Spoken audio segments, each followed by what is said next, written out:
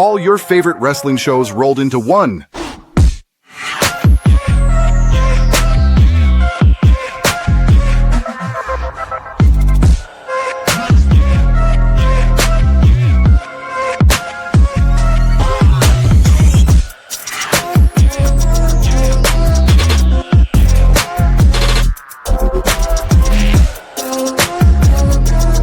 Welcome to the We Book It podcast. Let's start the show.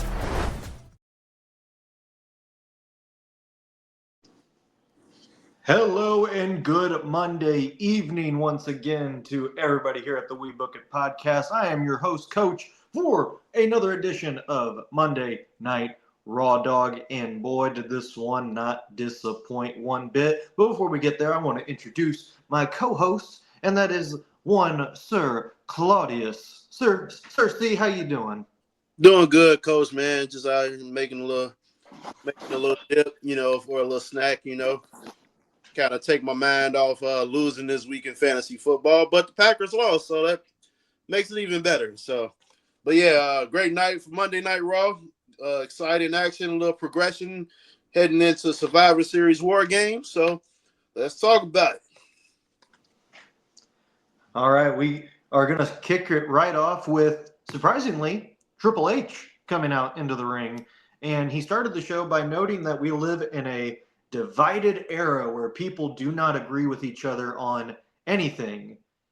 It was kind of like he was trying to make a point or something, but at the end of the day, he was saying that everybody's in agreement that the GOAT is John Cena, to which he introduces Cena. Cena gives his emotional introduction to his hometown in Boston, saying that this is something that he did actually ask for his retirement tour, was at least one more stop in Boston. And he revealed something very, very interesting for Saturday night's main event for his last match. It'll actually be exhibition matches between main roster talent and NXT stars in order to kind of pave the way for the future, which I thought was genius.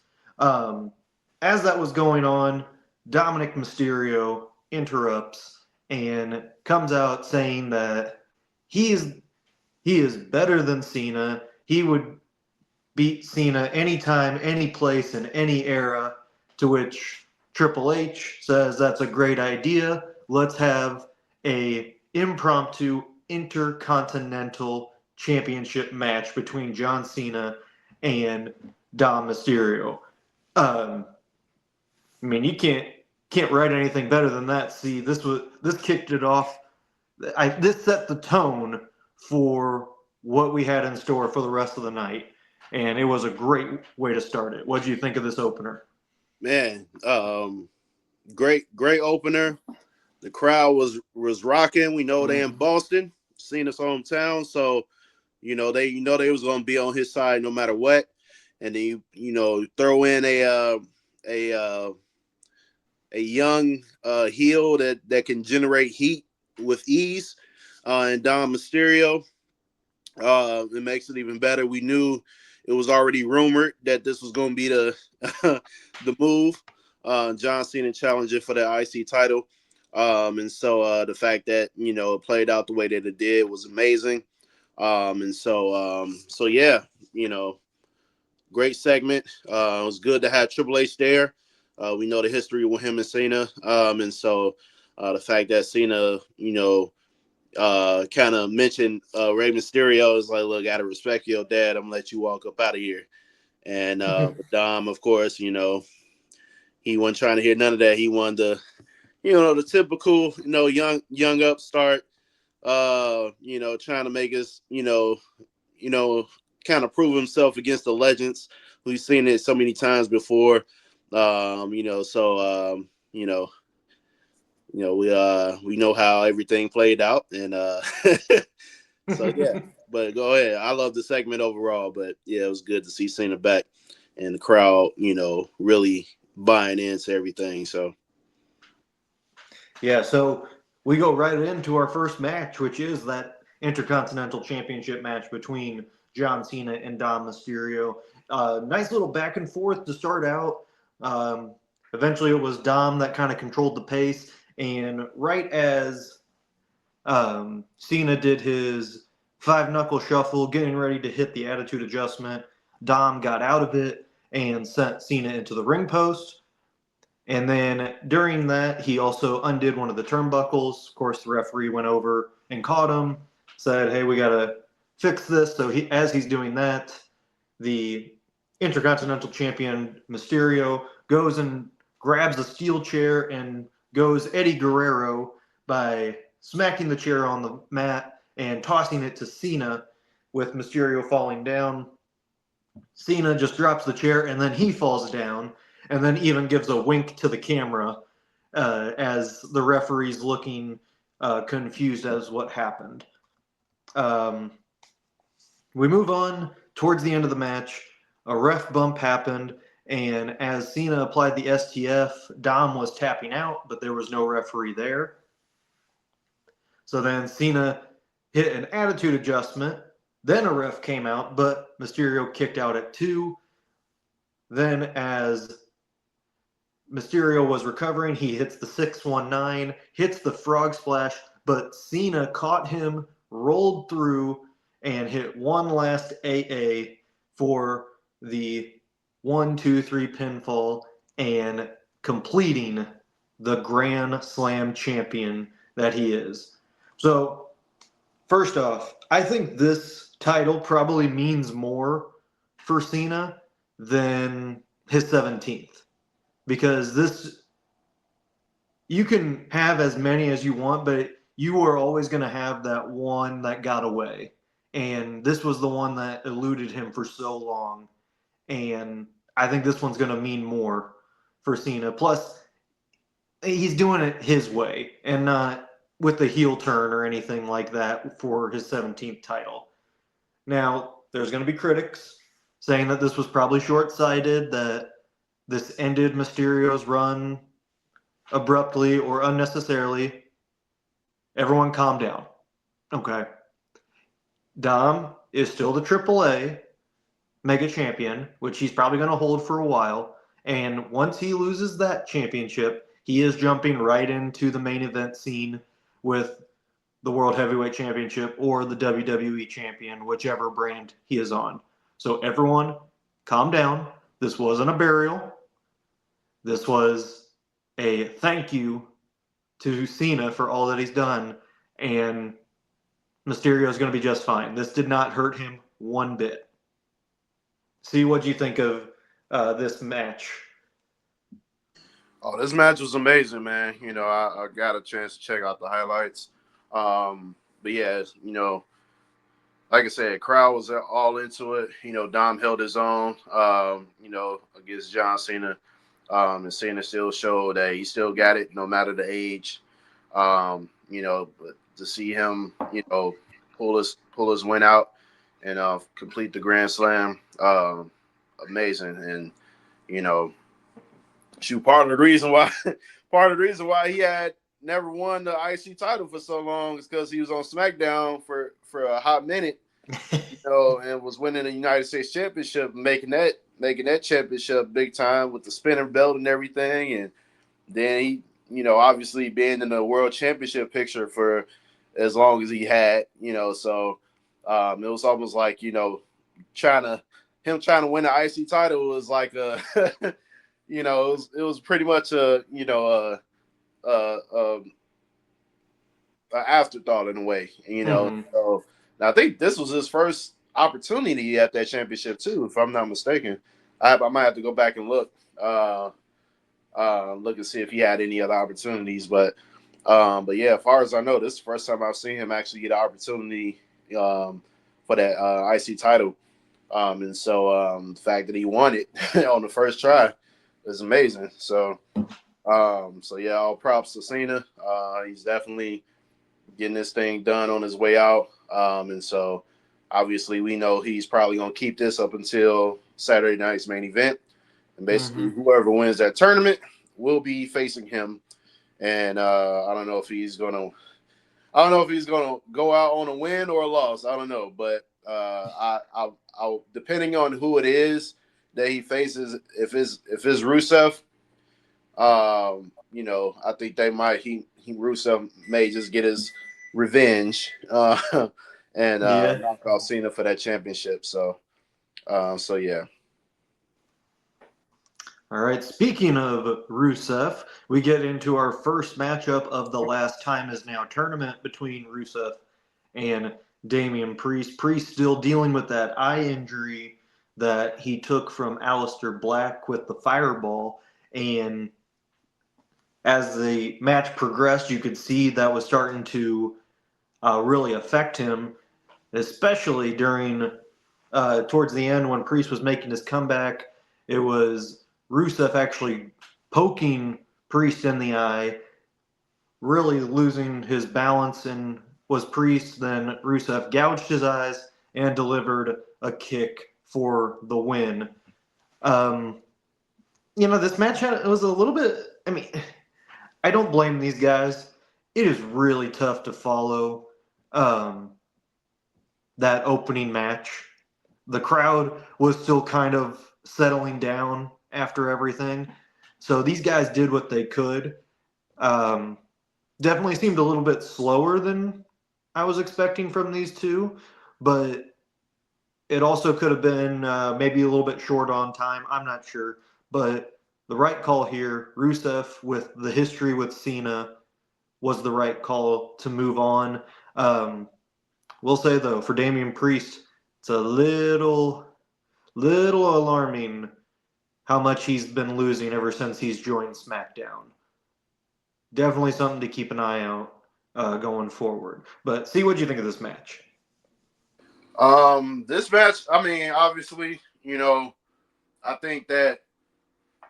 think for the most part, these two not having too much history in the ring together. I want to say probably not any history together, because I want to say Priest was over in the NXT while Rusev was on the main roster. So, but yeah, I think this match it was a smart decision to have Rusev win because he's the one that has history with Cena. So I think that how it's going to play out is the matches that we know of that have been announced so far. I feel like the people that have had more history with Cena will more than likely win those matches.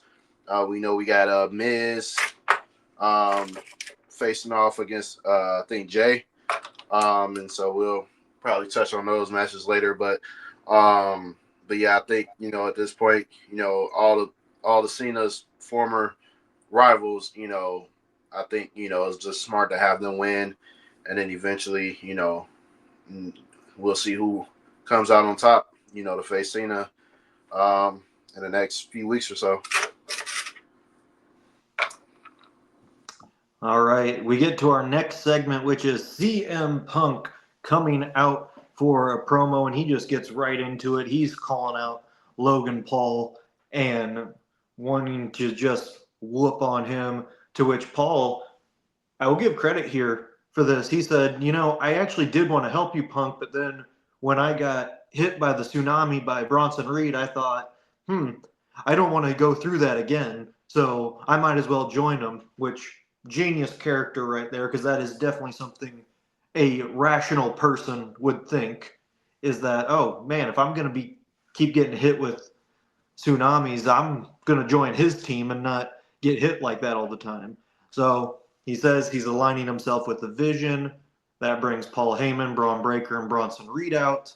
They then surround the ring, only for Jey Uso to come in, and then still only a 3-on-2. Cody Rhodes music hits. He hits the ring. They start battling.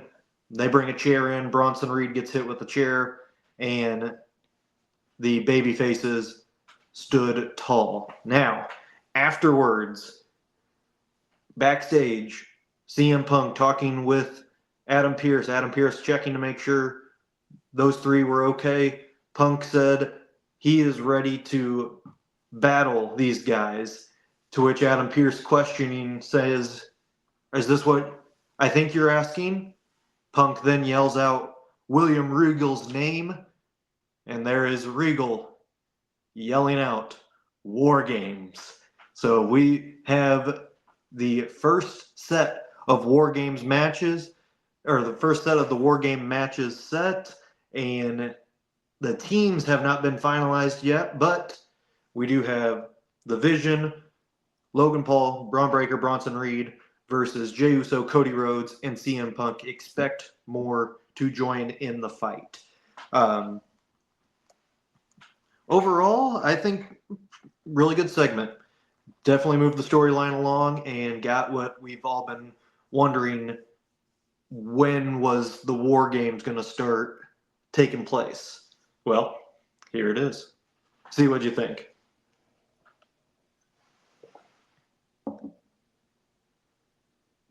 You're muted, C. Sorry. But no, it was awesome, man. I was wondering when they was gonna start getting things kicked off, War Games teams. So they getting it. They decided, let's get it going. Let's get it kicked off tonight. And so we already had an idea on who the teams are going to be. Obviously, Paul Heyman having his team, CM Punk having his team. We figured that CM Punk's team was going to feature Cody Rhodes and Jey Uso at the very least. The next two teammates will remain to be seen. And then obviously we know who the three are on Paul Heyman's team. The Bronze and Mr. Logan Paul. And so I would imagine we get some guys over from SmackDown that may pop in. I wouldn't be surprised with Solo, if it's Solo as one of the guys, which would be weird considering the history with Solo and Paul Heyman. Yeah. But yeah, just the backstage segment itself was awesome. And William Regal making his comeback. Making his little comeback. And get the fuck on somewhere. I'm sorry. Hey, damn. All up on me, man. Hey.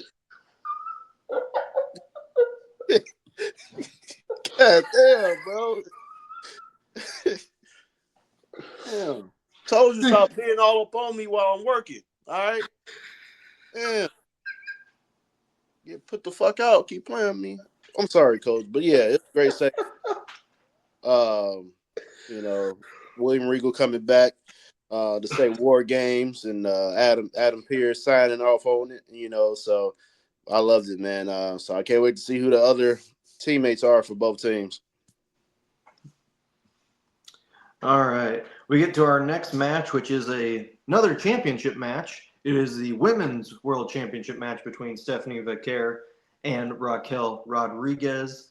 And Rodriguez was in control for most of the beginning, but La Primera just made her comeback. And despite interference from Roxanne Perez, she had Nikki Bella out at ringside with her, helping her out, and Vaquer delivered the Devil's Kiss, then delivered the corkscrew moonsault for the pinfall and victory.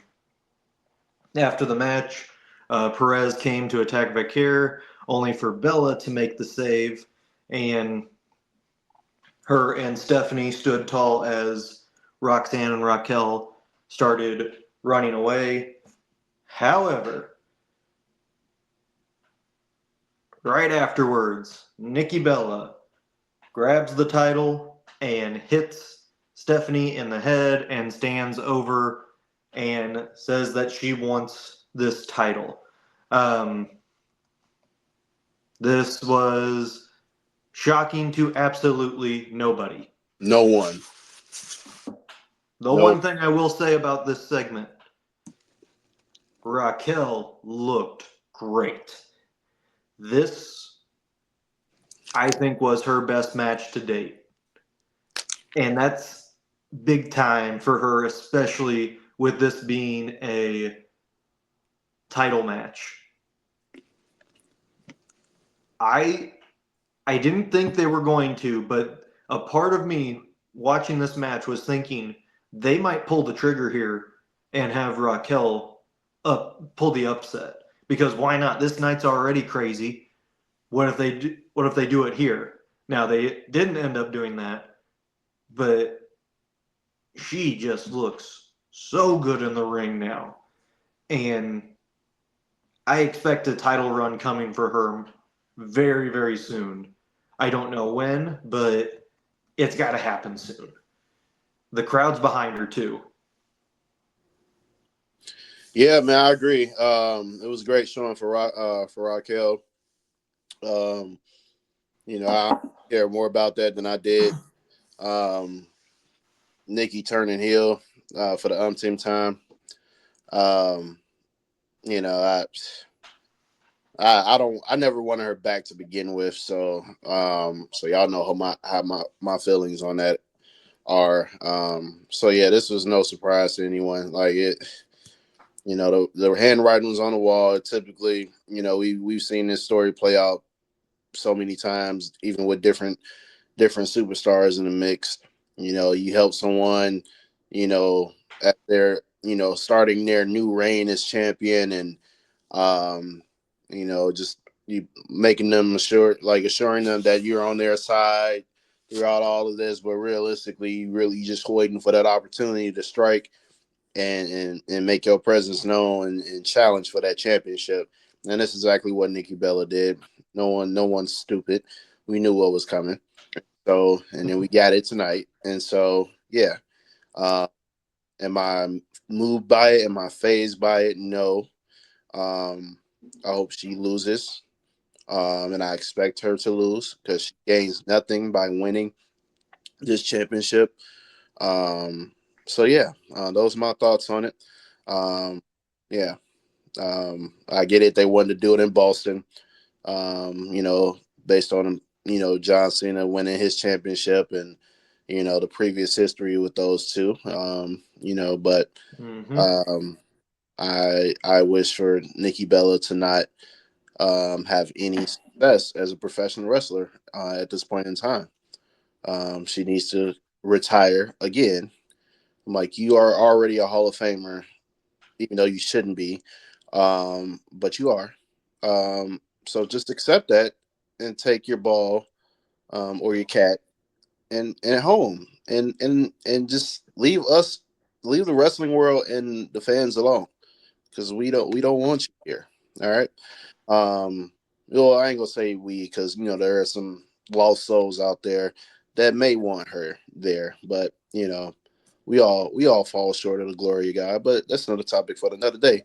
Go ahead, Coach. I'm sorry to go on a little small rant, but go ahead. No, you're good, man. You're passionate about this. I get it. I Mm-hmm. get it. I want you to show your passion Oh yeah. when we're doing this. Mm-hmm. All right, we get to our next match. It is the second matchup in the Last Time Is Now tournament between Shinsuke Nakamura and Sheamus. And sometimes you just want a match that really doesn't need a storyline. You just want guys that are going to put their all out there and give you a good match. And that's exactly what these two did. Good back and forth pace. Each guy got one of their finishers in, and at the end of the day, though, it was Sheamus that hit a brogue kick out of nowhere to lay out Nakamura for the win. And to make it even better, Nakamura confirmed his face turn by shaking hands with Sheamus, raising his hand, and a great sign of respect between the two. After the match, we get the announcement of the next matches set up in the Last Time Is Now tournament. We get our first big surprise. Javon Evans of NXT will be in the tournament. However, he's facing Gunther. So I kid you not, when I saw Javon Evans, I was like, "Oh, this is sweet! Like he's going to show off and everything." And then they said he will face Gunther, and I immediately went, fuck. Yeah. And I was like, this, he's not winning. And then our other matchup is Solo Sikoa versus a mystery opponent, as Adam Pearce looked at the name and said, we'll find out together at Madison Square Garden next week. So, see your thoughts on the match and the announcement of the next set of matches in the tournament. The match itself was pretty good. Sheamus and Shinsuke locking it up. They haven't had too many matches against each other. But yeah, just seeing them, square off, for this type of like opportunity was good to see. So hopefully, they can lock it up again down the road. But yeah, it was pretty good. Glad Sheamus won. We know the history with him and Cena. Him getting one of the craziest upsets on John Cena at the height, of the Super Cena era. The tables match. I think it was at TLC. Yeah, it was a TLC. Yeah, and he Cena put Cena off the top rope through the table and won a WWE Championship. Result no one saw coming. So that was like one of the rare surprise wins that that we got back then. And Sheamus was just fresh into his WWE career. And so the fact that he was able to get that, and then we know everything that transpired after that. And so these two have had a long history against each other. So I'm just glad that we can possibly, hopefully, I wouldn't mind it if Sheamus was the last one to go against Cena, but I know that's not going to be how it ends. But like I said, some of the guys that are in it, I wouldn't mind them being Cena's last opponent when you consider their past against each other. So, but yeah, the match was cool, and then everything after the matches that were announced, Javon Evans. I knew they said they were going to have some NXT guys in there, so I wasn't shocked that Javon Evans is one of those guys. We know he's one of the top guys in NXT right now, and so you got him versus Gunther. And former world champion making his return. I think that'll be a good match. I don't think it's going to be a squash match by any means. I hope not. I know you say you were worried, but I don't think after the match with Oba and Javon Evans, I think Javon Evans can hold his own against Gunther. I hope so, man. I hope so. Yeah, Gunther isn't unbeatable. He doesn't have that unbeatable presence anymore. So I think I think he'll beat Javon clearly, but I don't think it'll be a squash. But in terms of Solo and the mystery opponent, Madison Square Garden, I think that's when we gonna get the return of Chris Jericho. It would make sense, right? It would make sense. It would make sense. So what better place to do it than MSG? And I'm pretty sure Cena will probably be in attendance for that. He will be. Yeah, so that'll be his last time in Madison Square Garden as a competitor. So yeah, those are my thoughts on that. All right, we get to our main event, which is the WWE Women's Tag Team title match between Charlotte Flair and Alexa Bliss versus the Kabuki Warriors.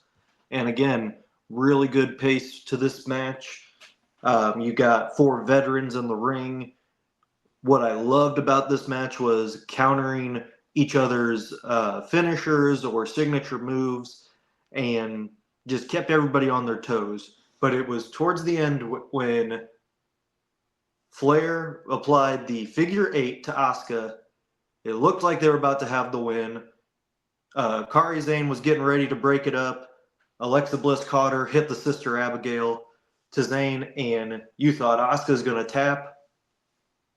Lo and behold, here come Nia Jax and Lash Legend to pull Charlotte away from the submission. They then throw Alexa Bliss over the announce table.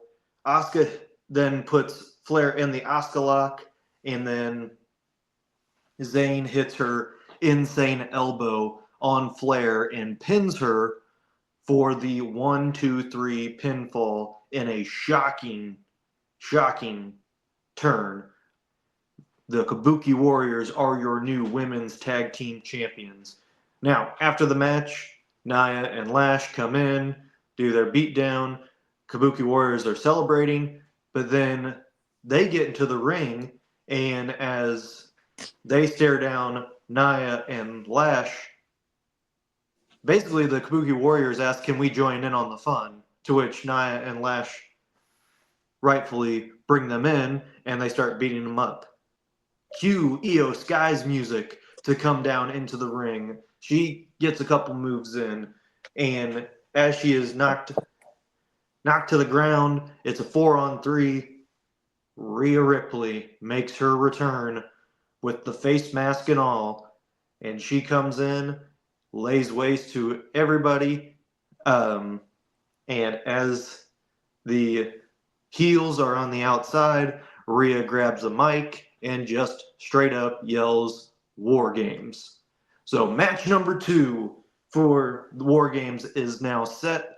This one, I think they could get away with just doing a 4-on-4, but do not be surprised if each team adds one more apiece for the War Games match. This was the ending of this match, mainly the title change, surprised me the most, but in a really good way. I'm not upset with this. I am just more surprised. It's one of those surprises that you're like, oh wow, I can't believe they actually did it. You're not upset about it. You're not really like enthusiastic about it, but you're just like, oh wow, they actually did. Like they threw us a curveball, and we weren't expecting that. I always say it's nice to have those. And that's something that they've been lacking in WWE this year. And they finally delivered it tonight. C, what do you think of our main event? All right. Yeah. Main event, man. Like, I love it when the women get showcased in the main event because, like, crazy shit always happens, and it's always something unexpected. And like in this case, that's exactly what we got. We got a surprising championship. You know, switching hands. I thought, honestly, thought Charlotte and Alexa would have had a longer time with those tag team championships, but looks like they got something else in the works, aside from War Games, of course. But it looks like at least post War Games, they might have some other things in the mix for those two. I mean, obviously Royal Rumble coming up, so those two I want to get back in the mix for world championship, women's world championship opportunity. And so it was a nice little run with those two, but unfortunately it had to be short lived. But yeah, so it was great to see Rhea back. A lot of chaos in that ring tonight. But yeah, War Games on the women's side, we knew this is what was going to happen. I think Rhea has been in she's been in all the women's War Games matches. She has, yep. Yeah, all right. So she on some Undertaker and Triple H levels when it comes to having her own specialty match, because this looks like it's her specialty match. Has she lost? I think one. I think their first one she lost. Okay. Yeah. So, but yeah, man, like she's been on it. So I'm glad she's back. I do agree with you. I think they're going to add maybe one more woman. So it looks like her, the Kabuki Warriors, and Charlotte and Alexa on the same team, and then we got Nia Jax and Jakara Jackson. No, I'm sorry. Lash Legend. Sorry. Lash Legend. That was her former partner, but yeah. Yes. But yeah, Lash Legend. And then you got wait, no, I totally botched the hell out of that. Okay, so who was with Naya and Lash? The Kabuki Warriors. Okay, so they're because you lost me when you said they got beat up and then EO came out there, Yeah. but no, the Kabuki Warriors joined Naya and Labs jumping on. Okay, so all right, so you got those four, and so then you got Rhea, EO, and then Charlotte and Alexa. So both of those they got their four, but you said they're gonna add one more person. Um, yeah, I wouldn't be surprised if they added one more person. I know Bailey isn't doing anything, and I'm sure as hell. Well, her and Lyra, I wouldn't be surprised if her and Lyra, either of those two get added to the babyface team. Mm-hmm. And then um, Becky, possibly, I wouldn't be surprised if she gets added to Nia Jax's team. Yeah, that's a possibility. But it wouldn't be right to have a women's War Games match without at least one women's champion on either team. So, whether it's Stephanie Vaquer Mm-hmm. or is Jade, because I don't know, and we'll touch on that this upcoming Sunday, but I don't know if Jade is really classified as a heel. I think she's just gonna be an ass kicking machine. So Yeah. I think it's gonna be like how it was at AEW. Like she there to kick some ass. And I'm glad that they decided to go that route again because that's when she was at her best. And so I'm glad that they finally pulled the trigger and said, look, we just gonna make her be dominant. Like she gonna be going around scaring folks, which is exactly what she did on Friday. So but yeah, I just wanted to throw that out there. But yeah, I wouldn't be surprised if Jade, somehow gets into the mix. But I know trying to save her. They trying to build everything up because we know it's gonna be her and Bianca at Mania. Mm-hmm. So I definitely anticipate that. But yeah, this War Games match is gonna be solid, man. And of course, EO she gonna do the damn um backflip off the top of the cage with the garbage can. Yep, always does. she gonna bring that back out. That's her specialty right there. But yeah, a great main event. I love it when the women get showcased. So yeah, those are my thoughts. All right. So overall, probably one of the best SmackDowns, or not SmackDown, sorry, best Raws we've seen in a while. A plus for me with all the twists and turns. Crowd was great. I mean, Cena's homecoming. We only have a few more dates left of him, and I Mm-hmm. think it's great that he was rewarded with the IC championship and the Grand Slam moniker now. See, any last thoughts? No, yeah, I give it an A+ as well. Yeah, this is basically a great homecoming for John Cena. And so as we get closer to Saturday night's main event. Well, no. Before we can get to that, we got War Games.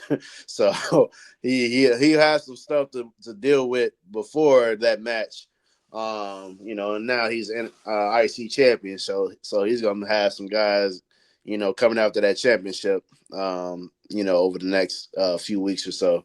But yeah, I definitely think towards the end of the year, this year is gonna be pretty great, and then and we got to get things kicked off road to WrestleMania in January. So, Mm-hmm. so yeah, I think this is the time of the year where storylines start to really get ironed out, and new storylines start to get into development.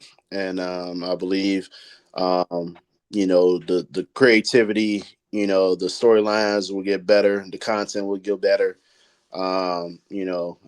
So this that's let's buckle up. Let's buckle up and enjoy the ride. Enjoy the last few dates we got at John Cena on this farewell tour, and obviously we gonna miss the man when he's gone. At least as a full-time competitor, or a general, because I'm sure he'll be around. He just won't be wrestling. Yeah, I definitely think this was a great show, and hopefully SmackDown will follow suit, because I'm sure it'll be a continuation as to what we witnessed tonight. Yeah, those are my final thoughts. All right, and that's going to wrap things up for us here on another edition of Monday Night Raw Dog. Please remember to like, share, and subscribe to all of our content, and stay tuned for next week's episode, as we will have another great Monday Night Raw Dog recap, because we are coming live from Madison Square Garden for Raw next week. It's going to be a good one, and you don't want to miss it. So for Sir Claudius, for our producer Virgil, behind the scenes, I am your host, Coach. We'll see you next week. Thank you all for stopping by.